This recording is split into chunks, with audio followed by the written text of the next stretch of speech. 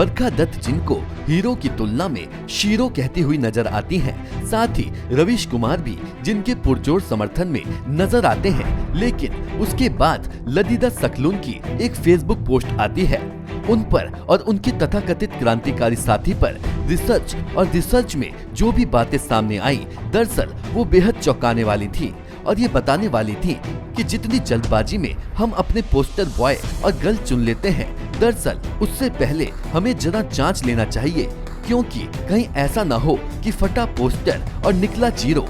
आइए एक नजर डालते हैं इनकी संपूर्ण कुंडली पर।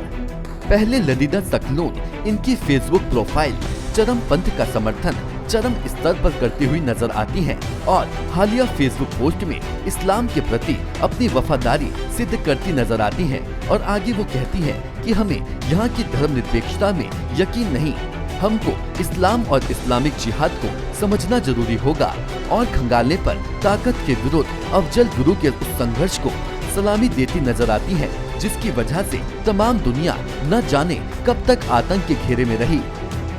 चंदा यादव इस कहानी की दूसरी लड़की है, जिसकी लेखिका वामपंथी मीडिया और बरखा दत्त थी।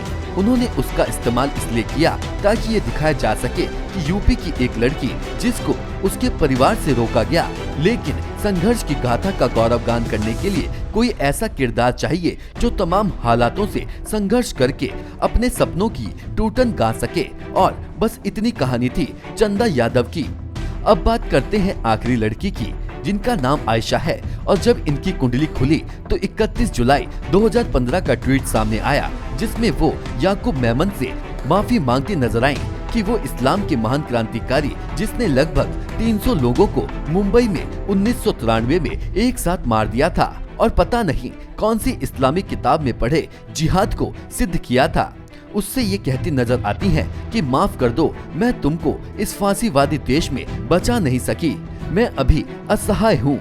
और जब थोड़ी काबिल हुई तो कठुआ बलात्कार पर राष्ट्र को बीच वाली उंगली दिखाती हुई पोस्ट डाली, जिससे ये साबित हुआ कि हाँ, अब मैं सक्षम हूँ और इस फांसीवादी देश में बहुत कुछ कर सकूंगी। दरअसल ये तीनों वीडियो वायरल हो रही हैं। अगर गौर से देखें तो वहाँ प्रदर्शन खासा नहीं था। ये 4-5 लोग एक गली से आते हैं, पुलिस असम से आए लड़के को खींचती है और पिटाई शुरू होती है।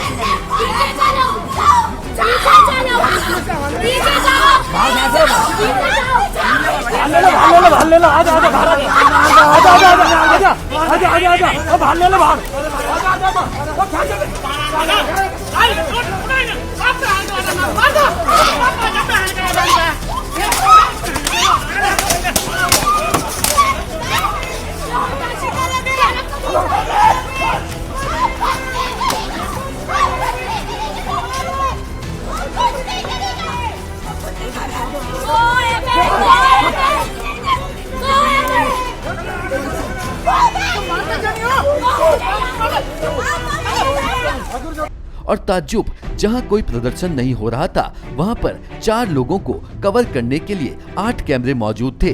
यानी ये एक्सीडेंटल क्रांतिकारी नहीं है, बल्कि एक पटकथा के सबसे सही प्रस्तुतिकरण का नमूना है। हमारे देश में आजकल ऐसे ही नायक तैयार किए जा रहे हैं। जागरूकता जरूरी है, कुछ भी आखिरी सच नहीं होता, और खास करके आजकल के पोस्टर बॉय और गर्ल्स।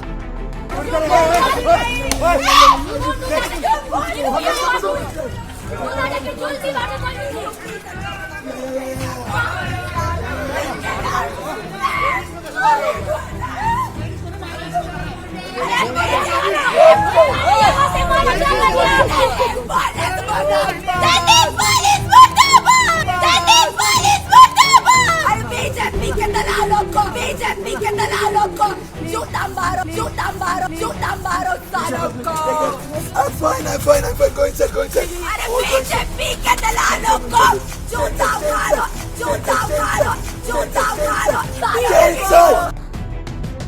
नेशन 1 से अनुराग मिश्रा की रिपोर्ट।